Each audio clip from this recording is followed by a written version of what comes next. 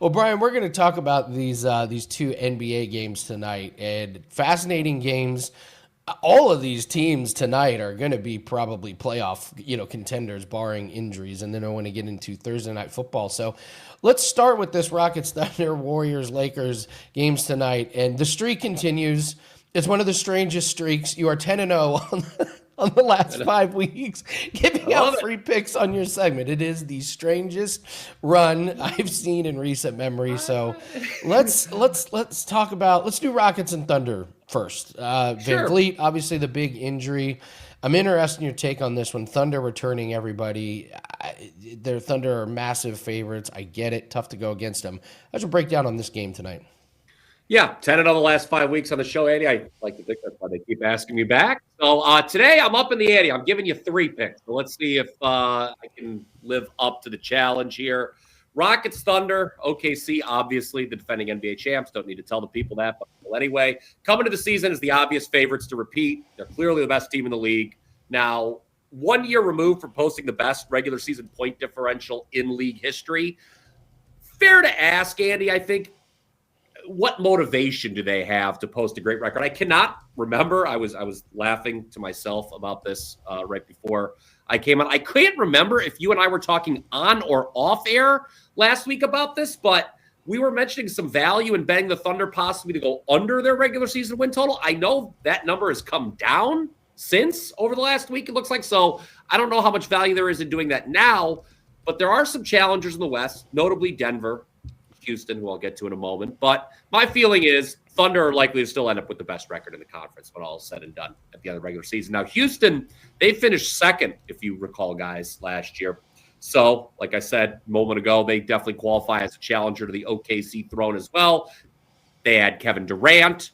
They're going to have the biggest lineup in the NBA, the biggest starting lineup in the NBA this season. Durant, Adams, Şengün, Smith, and Thompson.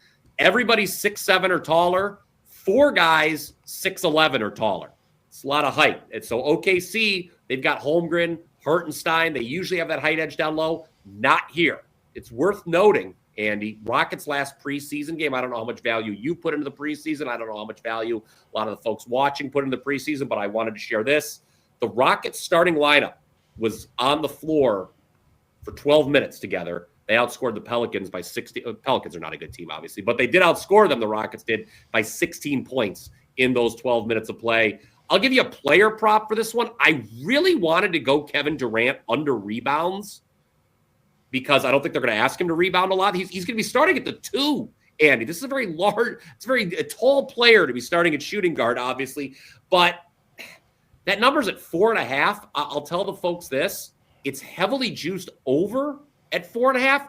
If that were to get to 5.5, I would come back and hit the under on Durant's rebounds. But what I'm going to give you, official lean here to keep the streak going, hopefully, is Şengün. This is, I think, pretty popular. Şengün over 33.5 points, rebounds, plus assists. He's gone over this number 6 of the last 8 times he's faced OKC. He's just a do-everything guy for the Rockets. We understand this. Between the 3 categories, he should get to 34. All right. Well, Brian, you reposted the stream, so I'm going to join you in the fun. I hit the like button. There we go. The like button. Yes, they're keeping tabs on us. They're keeping tabs on us, Andy, what we're doing. God, I'm not going to do anything else. Who knows what's going to show up on that screen here. We got some support on that. Şengün likes over 1.5 assists first quarter. They want Şengün to create plays, catch him asleep in the first quarter. I worry about the Thunder kind of sleepwalking a little bit to start the season. This was that's a big, that's a lot of miles, even though they're the younger bodies. And I think one of the most hilarious thing about the Thunder was in their post-game celebration after they win the championship, there were like several of them that were like, yeah, this is my first time I've ever tasted beer. Like, yeah, I know. These guys are just locked and loaded. Yeah, and I remember, well, they're not loaded. They're locked, but not loaded, apparently. That's right. They actually showed the picture of all the undrinking beer in the locker room. I said, what are we doing? I said, 20-year-old me is just repulsed by what I'm seeing here right now. So I don't know if it was just not good beer or what. they're just different, man. That team is just really, really different. A really interesting to my watch. My guess nobody on that starting five's got a belly like this, Andy. So more power to them. Let's talk this Warriors and the Lakers team. I find it funny that Steph Curry and LeBron James still draw some of the biggest ratings in the NBA. It's really amazing. They're popular. They're very popular. I saw one of the things about social media about who's searched the most on Instagram, and LeBron is still number one, like by a mile. It's amazing that these guys are still drawing ratings. There's a reason why they're on tonight. But how do you break down this team? It feels like this is going to be a season where the Warriors and Lakers both manage LeBron, and we're seeing that tonight as LeBron's going to miss the first part of the season. What do you take on this game? Yeah, no LeBron is the big story here, obviously. But, of course, that used to be, the Lakers would be an auto fade without LeBron. But, of course, now they've got Luka. So LeBron being out, not as big of a deal as it used to be. The supporting cast, you got Austin Reeves is decent. DeAndre Ayton, he's the new starting center. The concern, though, with the Lakers, with or without LeBron, this is something just to file away for the entire season, they aren't very good defensively. At least they weren't last year. And that could be a problem, obviously, facing a Golden State team that posted the league's 7th best offensive rating last year after they acquired Jimmy Butler. Of course, the Warriors still have Curry, Draymond Green as well, added some depth with Al Horford in the offseason. And I think it's worth noting as well, Andy, after that Butler trade, Golden State posted the league's best defensive rating. So on that note, I'm going to go under 226 here.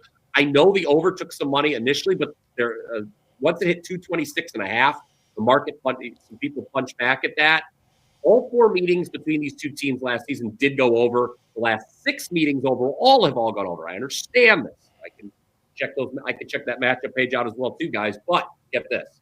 Only one of those matchups last year between the Lakers and Warriors came after the Butler trade. It's opening night. Guys have some rust to shake off. So I'm going. So I think under 226 is the play here.